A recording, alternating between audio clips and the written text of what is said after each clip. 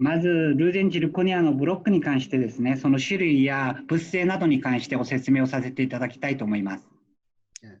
루젠 제1세대 블록부터 지금 제4세대 블록까지 나와 있습니다. 먼저 1세대 블록은 지금은 거의 사용하지 않습니다. 그렇지만 1세대 블록도 한번 살펴보도록 하겠습니다. 제일 먼저 1세대 블록을 만들 때는 굴곡 강도가 1200메가파스칼 정도 됐습니다. 투과율은 41% 정도 됐습니다. 그래서 이 1세대 블록은 풀 지르코니아 하기에는 조금 심미적으로 만족도가 떨어졌습니다. 그래서 주로 코핑 위에 빌드업을 하는 시스템으로 많이 사용이 되었습니다. 그래서 이런 부분들이 이제 풀 지르코니아를 하기 위해서는 심미적으로 좀 많이 부족한 부분이 있어서 2세대 블록이 나오기 시작했습니다. 굴곡 강도가 화이트 블록은 600메가파스칼, 세이드 블록은 800메가파스칼이었습니다. 투과율은 49%였습니다. 그래서 심미적으로 굉장히 많이 개선이 되었습니다. 그래서 굳이 빌드업을 하지 않아도 우리가 자이언츠처럼 세이드를 내는데 큰 문제가 없었습니다. 그런데 한 가지 단점이 있었습니다. 굴곡 강도가 약하다 보니 브릿지나 구치부 이런 쪽에 교합압을 많이 받는 데는 사용하는 데 있어서 적응성이 좀 한정적이었습니다. 그래서 모든 케이스를 사용하기에는 조금 문제가 있었습니다. 그래서 1세대 블록과 2세대 블록의 장단점을 보완을 해서 3세대 블록이 나왔습니다. 그게 루젠 에나멜 블록입니다. 굴곡 강도는 1100메가파스칼입니다. 투과율은 45%였습니다. 그래서 굴곡 강도는 한층 더 2세대 블록보다 좋아졌고 투과율은 1세대 블록보다는 좋아져서 1세대와 2세대 블록의 중간 정도의 블록이라 생각하시면 됩니다. 모든 케이스에 적용이 가능해졌고 풀마우스 케이스도 강도에 문제없이 제작이 가능해진 블록입니다. 그런데 제3세대 블록도 하나의 단점이 있었습니다. 전치부 풀지르코니아 하기에는 투과율이 조금 낮아서 우리가 심미적으로 적용하는데 한계가 많았습니다. 그 3세대 블록의 그 단점, 전치부 풀지르코니아의 단점을 극복하기 위해서 제4세대 블록이 나옵니다. 제4세대 블록은 멀티 블록인데 두 가지 종류가 나옵니다. 한국에서 정의하기에는 멀티 레이어 블록과 그라데이션 블록으로 이렇게 정의를 합니다. 간단히 말씀드리면 멀티 레이어 블록은 여러 가지 분말이 축성이 돼서 변화를 준 겁니다. 그라데이션 블록은 한 가지 블록을 이용해서 그라데이션을 해서 세이드 블록을 만든 겁니다. 그래서 루젠 그라데이션 블록은 1100메가파스칼로서 구치부에 주로 사용을 합니다. 루젠 멀티 레이어 블록은 주로 전치부에 사용하게 되는데 서비칼에서부터 인사이잘까지 굴곡 강도가 달라집니다. 서비칼은 1200메가파스칼에서부터 시작해서 인사이잘까지 600메가파스칼 이렇게 분포되어 있습니다. 투과율도 41%, 서비칼에서 41%부터 인사이잘 49%까지 그라데이션하게 분포되어 있습니다. 그래서 뭐 여러분들이 쉽게 이해하시기 좋은 거는 멀티 레이어 블록은 굴곡 강도가 치경부에서부터 절단 부위까지 변한다는 거. 그라데이션 블록은 멀티 그라데이션 블록은 치경부부터 인사이잘까지 다 1100메가파스칼의 굴곡 강도를 가진다는 거. 투과율도 마찬가지입니다. 투과율도 멀티 레이어 블록은 치경부에서부터 절단까지 41에서 49%까지 분포되어 있지만 그라데이션 블록은 45%가 전체로 분포되어 있는 겁니다. 일본에도 지금 멀티 MHT 블록이 있습니다. 멀티 화이트 블록이라는 게 있습니다. 그래서 이 멀티 화이트 블록은 4레이어로 되어 있습니다. 그래서 붓으로 컬러링 하는데 굉장히 좀 고난이도의 테크닉이 필요했습니다. 근데 이 블록을 조금 업그레이드 시켜서 6레이어로 조금 더 제조 과정은 복잡하지만은 품질을 높였습니다.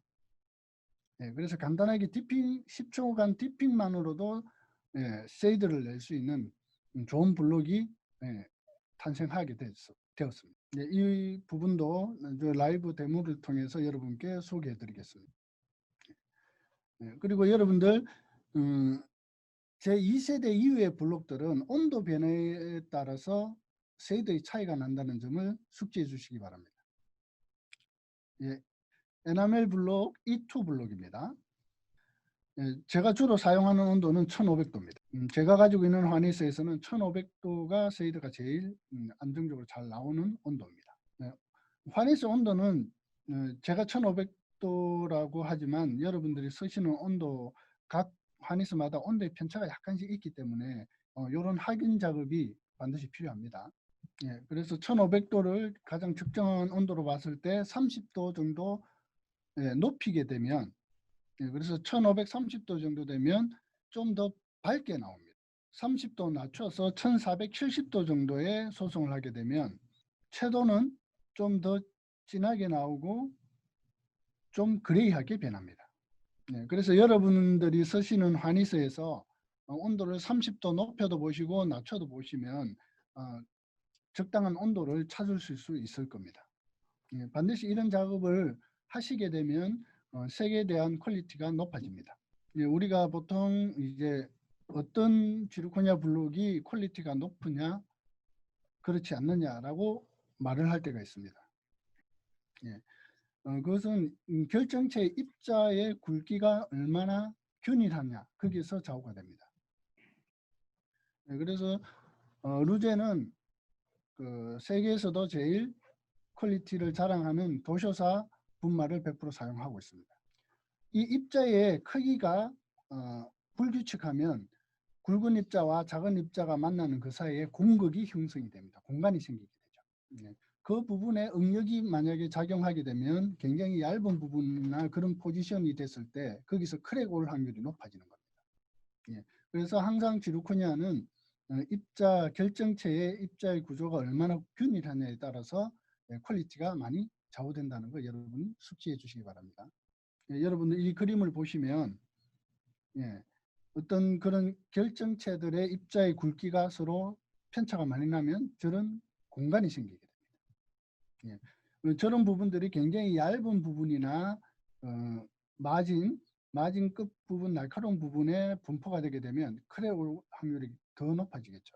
다행히 이런 부분들이 아주 두꺼운 부분에 이렇게 포장이 되어 있으면 그런 일이 일어나지 않을 수도 있습니다. 그래서 질이 좀 좋지 않은 블록이라도 모든 케이스에서 다 프랙처가 일어나거나 그렇진 않죠. 그 대신 이제 문제가 생길 프랙처나 이런 문제가 생길 확률이 좀 높아진다는 거죠. 이 굴곡 강도를 좀 잘 봐주시기 바랍니다. 원래 지르코니아는 최소 두께를 0.5mm 이상 유지해줘야 됩니다. 구치부는 0.5, 전치부는 0.4mm 정도죠. 그래서 0.1mm 두께가 줄어듦으로써 굴곡 강도는 20% 감소하게 됩니다. 우리가 치과에서 모델을 받았을 때 두께가 안 나왔을 때는 이 데이터를 이용해서 닥터들한테 어필을 해야 됩니다. 보통 자연치를 700에서 700메가파스칼 정도 봅니다.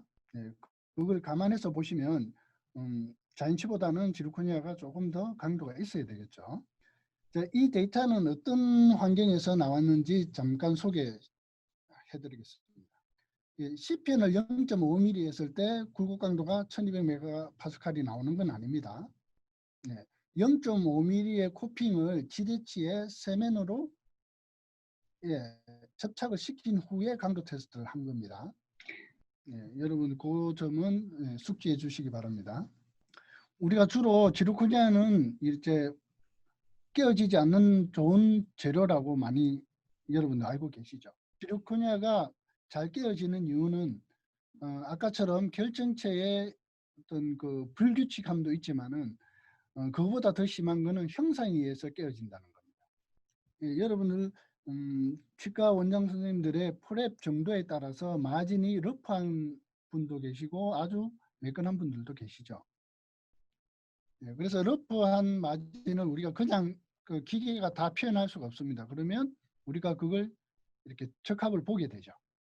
그렇게 되면 밑에 그림처럼 아주 톱날처럼 들어가 있는 부분과 날카롭게 들어가 있는 부분, 뾰족하게 튀어나와 있는 부분, 이런 부분들이 생기게 되겠죠.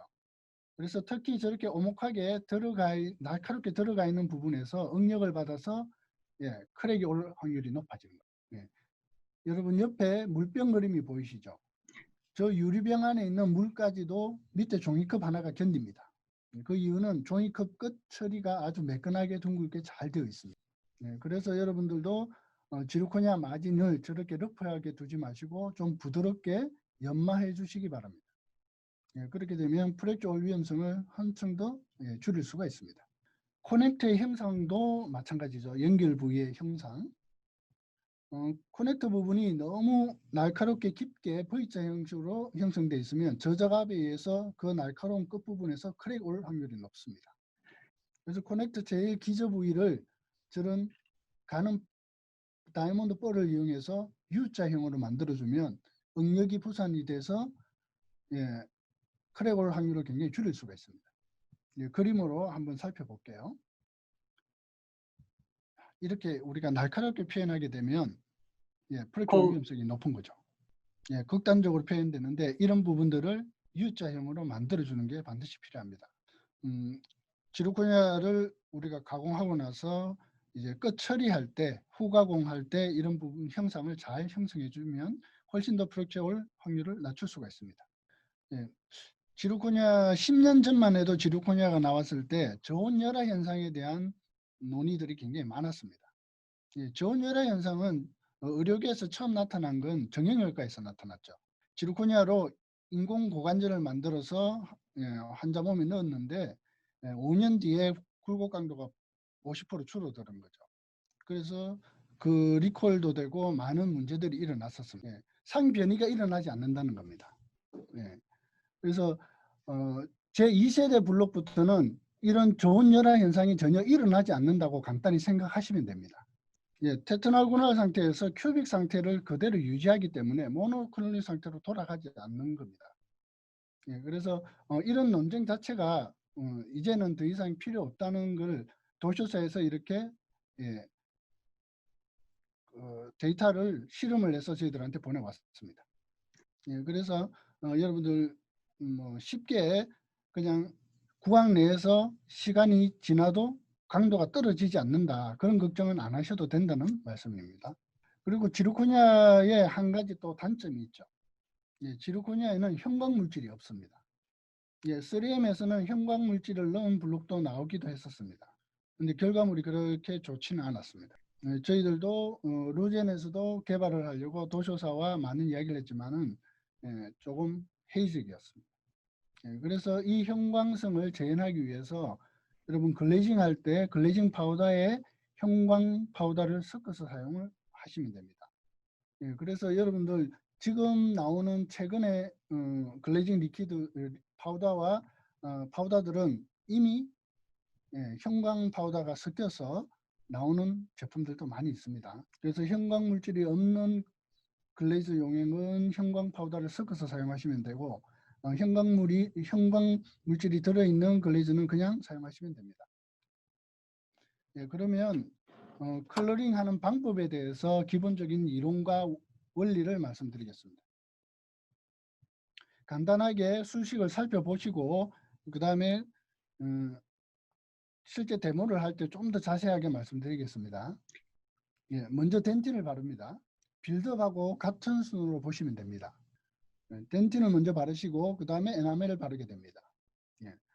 에나멜은 그 색상이 바이올렛색입니다. 보라색입니다.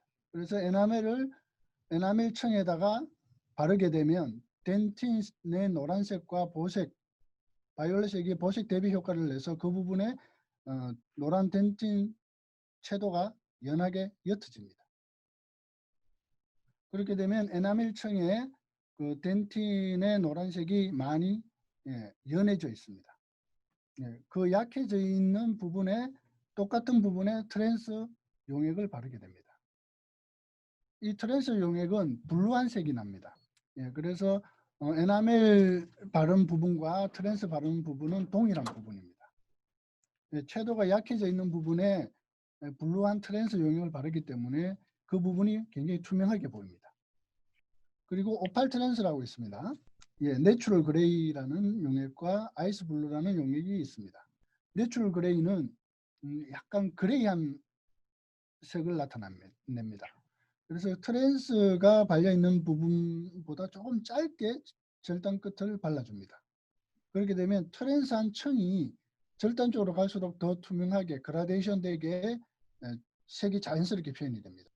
그리고 아이스 블루라는 게 있습니다.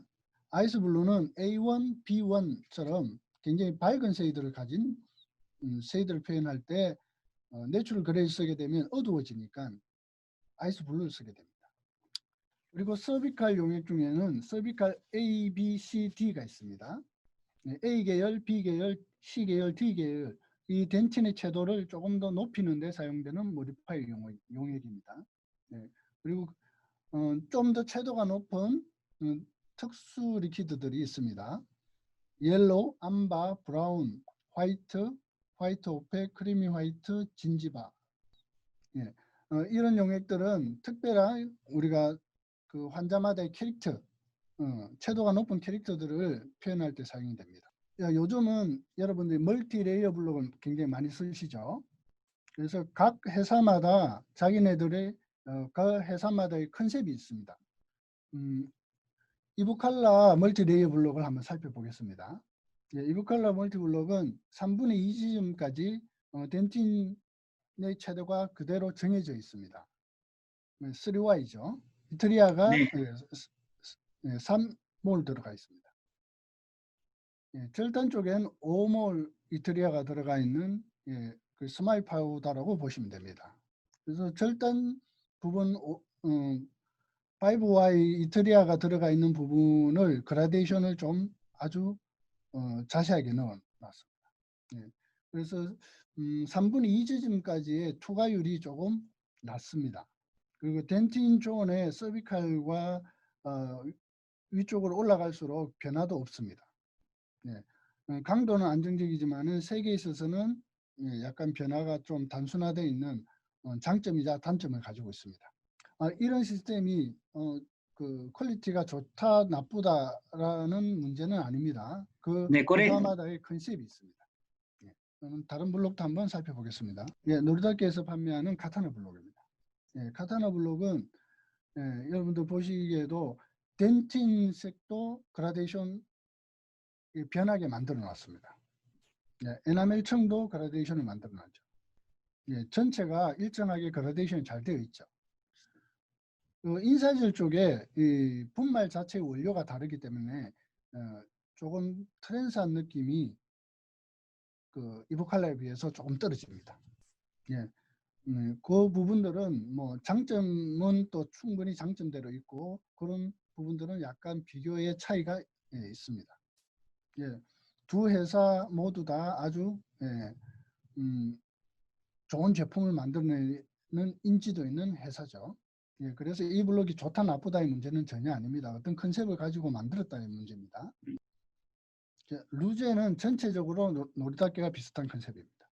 그 대신 절단 쪽의 투명도가 훨씬 더 투과율이 좋습니다. 강도도 안정적입니다.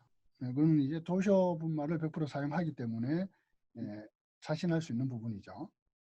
그래서 여러분들이 어떤 블록을 사용하시더라도 그 회사마다의 컨셉과 어떤 의도로 만들어졌는지를 잘 파악을 하면 여러분들 컬러링과 어떤 완성된 작품 그 보초를 만들 때 훨씬 도움이 됩니다. 뭐 제가 어떤 특정한 제품이 좋다 나쁘다의 이야기는 옳지 않다고 봅니다. 루제는 이제 그런 여러 회사들의 장단점을 봐서 또 자기만의 고유의 어떤 컨셉을 만든 거라고 생각해 주시면 되겠습니다. 예, 조금 더 앞전에 말씀드렸듯이 조금 더 업그레이드된 멀티 레이어 화이트 블록입니다. 예, 이 블록의 컨셉은 디핑하는 컨셉입니다. 경력자와 조금 덜 숙련된 사람들도 쉐이드를 내는데 크게 편차가 없을 거라는 말씀을 드립니다. 예, 그리고 이 16쉐이드, 비타 16쉐이드만이 아닌 비타 3D 마스터까지도 3개 재현이 가능합니다. 예, 그 부분도 제가 데모를 하면서 라이브 데모를 하면서 좀 더 설명을 드리겠습니다. 이렇게 그림에서 보시듯이 디핑을 10초 동안 합니다. 그 다음에 정유수에 이렇게 헹굽니다. 그래서 에어건으로 물기를 불어내든지 티슈로 물기를 닦아내면 됩니다. 굳이 왜 정유수에 헹궈야 되느냐 하면 그냥 물에 헹구지 않으면 먼저 닦아내는 부분과 나중에 닦아내는 부분에 채도의 차이가 있을 수가 있어요.